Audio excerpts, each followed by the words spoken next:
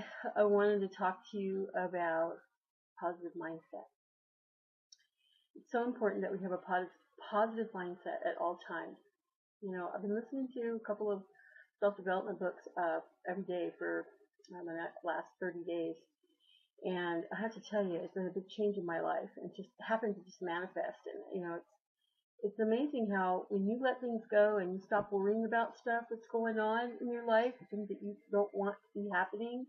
If you focus on things that are right before you, that like a bad situation or things that are happening that are not exactly the way you want them to go, you can get more of that. Because what it does is, like, every thought, every word, every intention that you have that's being created by your mind creates a frequency. And it's electronic magnetic frequency, an EMF, that goes through your body and then out into the universe. And so whenever you think about or focus on things that are not good, okay, or not, bad situations, worrying, doubt, and disbelief, just stressing out, not having peace, not being content with what's going on right now, accepting the fact that, yeah, you're going through this, you put up a resistance, and what happens is it just continues to happen. Instead of like, okay, I'm going to recognize where I'm at right now. I'm feeling kind of angry. I'm feeling kind of hurt. And, maybe somebody did something, said something that doesn't quite resonate with you. That's why you're feeling the conflict in your spirit.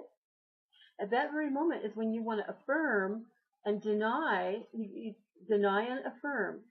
Deny the fact that you have any of those things like anger or discontent in your life. And what that is recognizing right where you're at. Okay, and then from there you want to affirm something that is the opposite of that negative feeling or thought into a positive feeling or thought, to get that resonance going and rolling in your life and continually rolling, because you want to stay on that positive mindset frequency. Now, this has all been proven scientifically that your thoughts can change the DNA structure or matter of things. That's why our prayers work so good, because we have a strong passion, a strong frequency of love. That's a healing frequency, and you have a passion about it. It's very strong, and there's like no time factor involved. It's like right there instantly. Whatever your intentions are being directed toward, it could be to yourself or to other people in your family or friends or any enemies.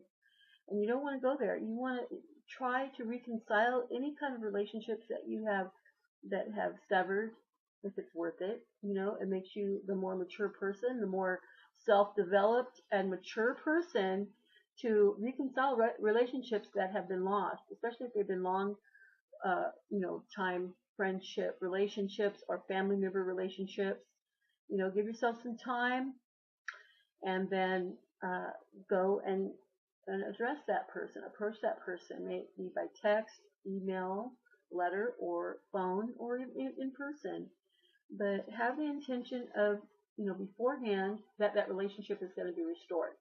That's just one thing that I have practiced in my life, and I've noticed that when I'm persistent and consistent with that, like, the person might not want to have anything to do with me at the moment I come back to them, but eventually, the love that you have for that person, because you've gotten rid of all anger, you've gotten rid of all jealousy, you've gotten rid of all discontent and unpeaceful feelings. You have a love and a passion for that person, and you should be able to go back to them and say, I'm sorry, maybe I was wrong. And, not go back into all the details of what happened, but just like move forward. Say, I love you, and I really want us to get back, the way it used to be, or even better. I want a relationship back. I really value our friendship or our family, or whatever it is that you're going through. These are mature things that we need to do. Like, not act like, well, I'm just going to block you off of Facebook, or I'm going to, just excommunicate you from my life completely. No, that's not how I operate. Okay. I feel like when people come into your life, it's divine appointment, and we're not perfect, and so you need to recognize you're not perfect.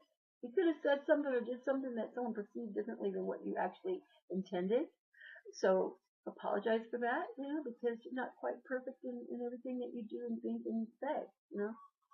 So anyway, with that, I just want to say what you got to do is, like I say, if you're angry, there is no anger in my world. There is only content, happy fellowship, joy, prosperity in my world. Only those things exist in this world over here.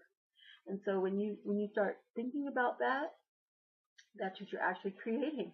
You're creating that good feeling, and because thoughts are things. Faith is a substance of things unseen, the expectancy of things hoped for. That's a Bible scripture. So when you faith is what you're believing in, what you're thinking about. Everything we do, think, and say starts with a thought.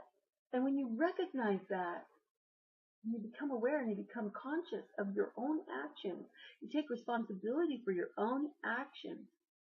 Even when you have a falling out or somebody that's coming and being a hater on your wall or whatever, you can choose to just shut it off, and delete the post or whatever, and not even entertain it. But if it's somebody that's like been in your friend, a friend for a really long time, or family member, you can delete the message. You can, like stop talking for a little bit until you get over that bad frequency. Don't let it go out to anybody else. It's already surging through your own body. Okay? It's already surging through you. You don't want that to go through anybody else, right? Because it can be destructive. It is very destructive frequency. The military uses sound frequency to, confuse the enemy by using different kinds of frequencies of sound mixed together. It causes static, and it just makes the person go crazy. So, when you've got to get control of your mind and what your thoughts are, because everything we do starts with a thought. Same with God, how He created everything. Everything was in His mind before He spoke it out and created it. Okay? He thought about what He was going to do before He did it. And you were in the mind of the Creator, way back at the beginning, the foundation of this universe. You were in His mind. You are unique. You are special. You're not like anyone else. And everybody else around you is the same. They are unique and they are special. And there's nobody like any one of us. We're the only ones that we were made like a mold to make 2 or 3 people the same. We could see it on our fingerprints and the retinas of our eyes. And even the voice recognition. They can find out who people are just from their voice. So we are so unique. He broke the mold, right? He didn't even make a mold. He just made us. He just fashioned us in His mind first, and then in our time and place in this universe right now, at such a time as this, we are so blessed and highly favored to be in this universe right now at this time, and how we can bless other people with our love and the heart and the giving and the service of others. That, I'm going to say you're blessed and highly favored, and I hope I brought some value to you today. Be watching, you Hebrew brothers and sisters. I'm going to be having some new tutorials coming out of how to tie seeds and different kinds of things that I do with my business and the construction of linen fabric and garments and accessories for your observance. That, blessed and highly favored. I'll talk to you again on the next video. Shalom, shalom.